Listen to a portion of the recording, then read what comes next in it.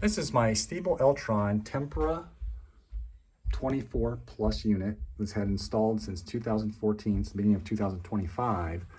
And after 11 years, my flow sensor up here has gone bad.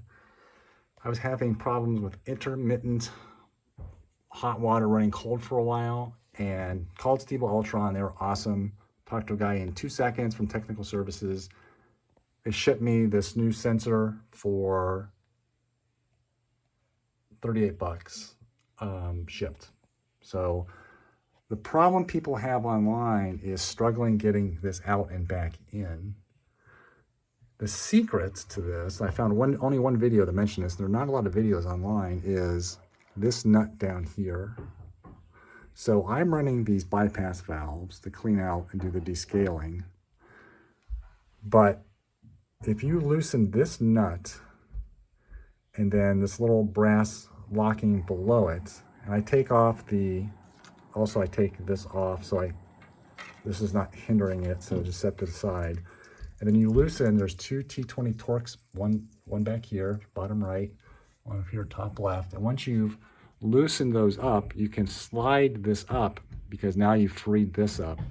So after you've gotten this nut down here undone, taking the cotter pin out, then it's going to give you the room that you need to remove this very easily.